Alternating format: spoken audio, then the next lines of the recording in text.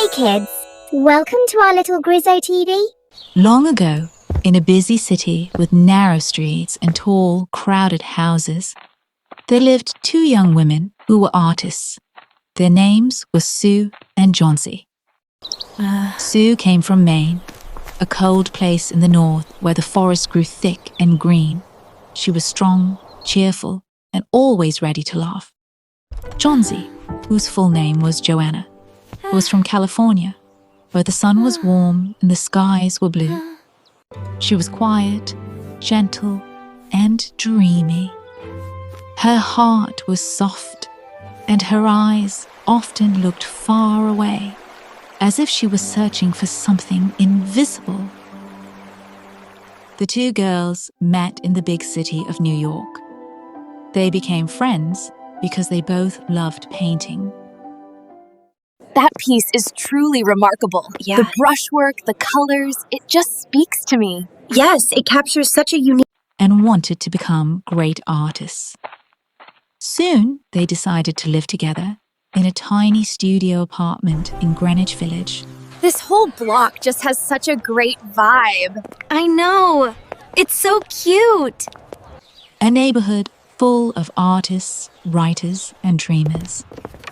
Their studio was on the top floor of an old brick building. The walls were cracked and the rooms were small, but it had something special. A big window that looked out onto a brick wall just a few feet away. On that wall grew an old ivy vine. Its green leaves climbed up the bricks in summer, turned red and yellow in autumn, and fell in winter. The vine became like a silent friend to the girls. They painted it many times, and when they were tired, they liked to watch the leaves dance in the wind. For many months, Sue and Johnsy lived happily.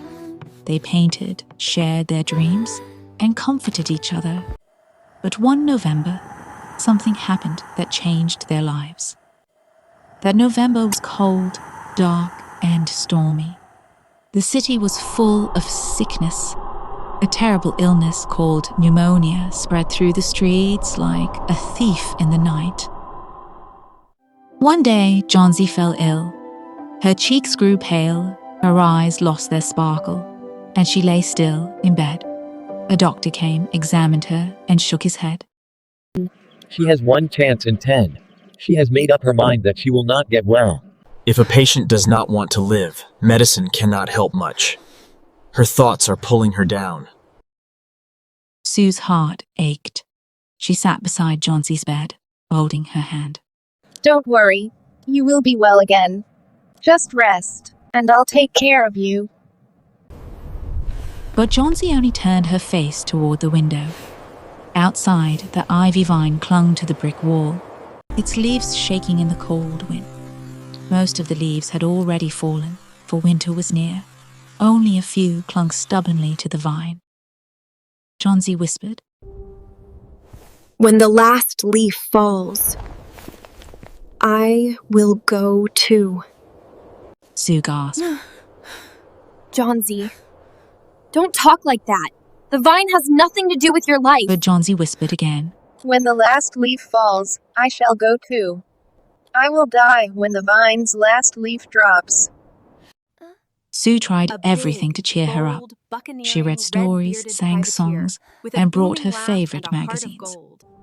But Johnsy only shook her head. Her mind was fixed on the vine. She counted the leaves every day, waiting for the last one to fall. Sue was desperate.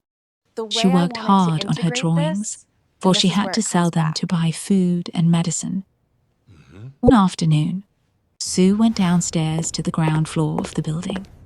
An old man lived there, Mr. Berman. He was a painter too, but he had never succeeded. For 40 years he had tried to paint a masterpiece, but he never had. Sue and Johnsy knew that deep inside, Berman was kind. Sue told him about Johnsy's strange idea of dying with the last leaf. She's so sick! And she believes she will die! She's given up! Berman shouted angrily. What nonsense! A poor little girl wants to die because of a silly vine? I will not let her. He followed Sue upstairs. There he saw Johnsy, lying weak in bed, staring out the window. The vine clung to the wall, nearly bare. Only a few leaves hung on. Berman stood silently, watching. His eyes grew serious. He understood Johnsy's fear. That night, a terrible storm came. The wind blew wildly, the rain beat hard against the window, and the vine shook under the force. Sue pulled the curtains closed so Johnsy would not see the leaves fall. I have to see the last one fall. All night the storm raged, but in the early morning, when the storm was over, Johnsy looked again. One leaf still clung to the vine. It was dark green with yellow edges. The wind had whipped it, the rain had beaten it, but it still hung there. She whispered, It is still there. All night long I thought it would fall, but it did not. It is a mistake. I have been foolish. The last leaf is still there. It has stayed. Maybe I should stay too. For the first time, she smiled faintly at Sue. Sue hugged her. Yes, Johnsy, you will live. Just believe, and you will get well. Day after day, the leaf stayed, and day after day, Johnsy grew stronger. One morning, the doctor came again. He smiled and said, She is out of danger. Now she has hope, and that is stronger than any medicine. Sue's eyes shone with tears of joy.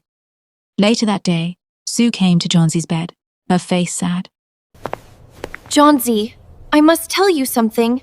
Mr. Bearman, he is dead. Dead? But how? He was found in his room downstairs, very cold and wet. He had been outside in the storm that night. He caught pneumonia. He died today in the hospital. Johnsy's eyes filled with tears. But why would he go out in the storm? Sue gently led her to the window. Look at the leaf, Johnsy. The last leaf. Did you never wonder why it never moved in the wind? Why it never fell? Johnsy looked closely. She saw it then. The leaf was not real. It was a painting. A perfect painting of a leaf, made with green and yellow paint on the wall. Bearman painted it that night, in the storm. He made his masterpiece at last, and he gave it to you, so that you would have hope and live. Oh, the dear old man. He gave his life for me. Johnsy burst into tears. Bearman's masterpiece was not hanging in a gallery or framed in gold, but it was more beautiful than any other painting in the world, for it had saved a life. From that day on, Johnsy grew strong. She wanted to live, to paint, and to honor the man who had saved her. She often looked at the painted leaf and whispered a prayer of thanks for Bearman.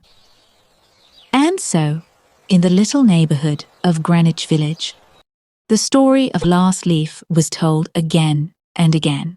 Sometimes a true masterpiece is not made with skill alone, but with love, sacrifice, and hope.